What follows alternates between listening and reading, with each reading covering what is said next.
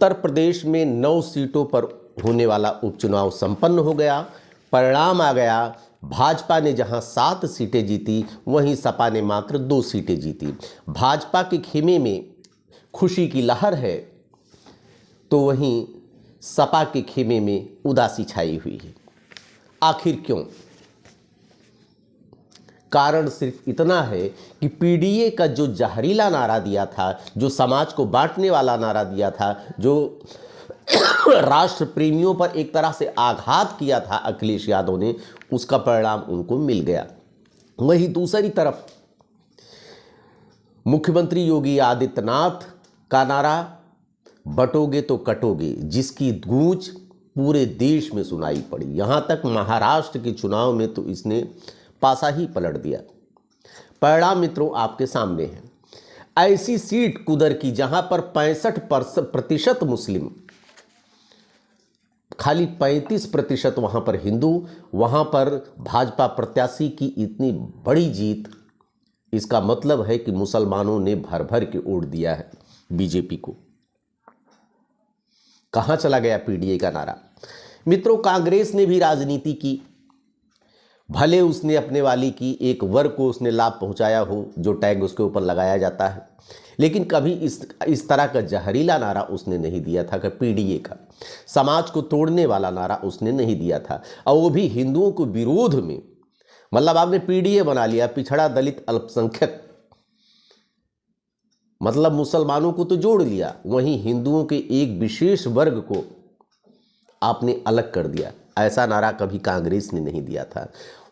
कांग्रेस को तो छोड़िए, बसपा ने जब से राजनीति की, बसपा जब उग्र राजनीति उसकी हुआ करती थी,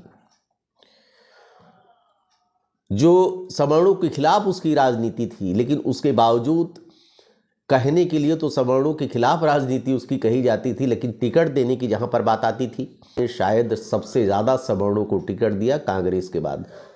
कांग्रेस सवर्ण, बैकवर्ड, दलित या छोड़िए इस बात को, लेकिन केवल एक वर्ग को अपना लेना और दूसरे को एकदम तिरस्कृत कर देना, वो भी अपने नारे के माध्यम से, ऐसा किसी पार्टी ने आज तक किया नहीं था जो सपा ने किया।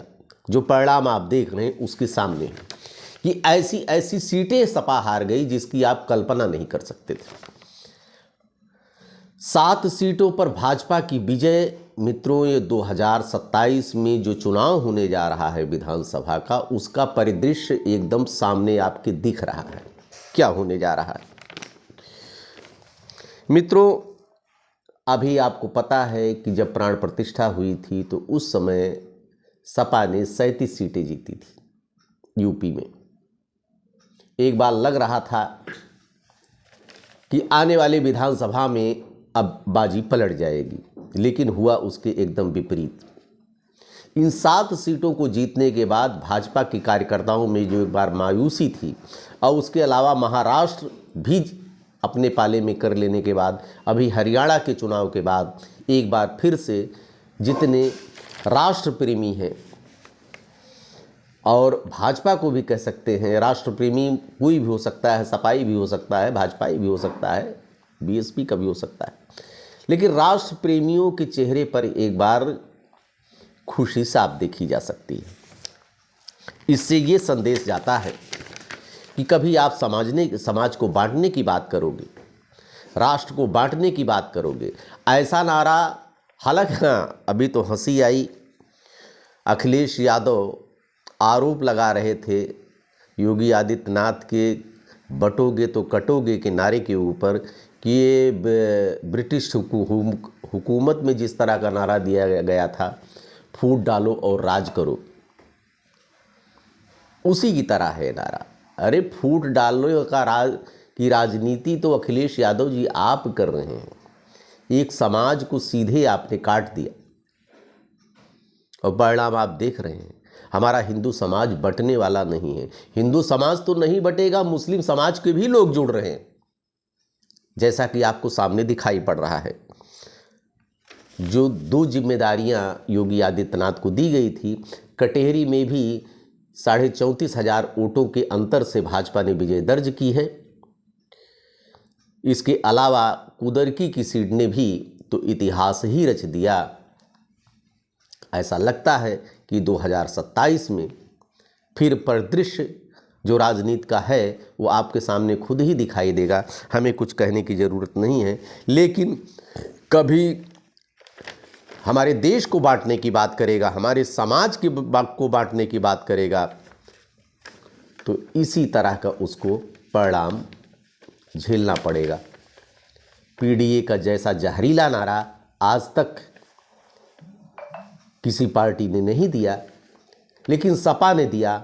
आप देख रहे हैं कि पीडीए का क्या हश्र होता जा रहा है। 2027 नज़दीक है मित्रों। जितने राष्ट्र प्रेमियों से निवेदन है, जितने अपने देश को प्यार करने वाले हैं, अपने समाज को प्यार करने वाले, हिंदू समाज को प्यार करने वाले हैं, और जो हिंदू समाज में अब की बार कुदरकी में जो एक तरह से दिखाई पड़ा कि मुस्लिम समाज भी जुड़ रहा है, उनको मैं राष्ट्र प्रेमी ही कहूँगा।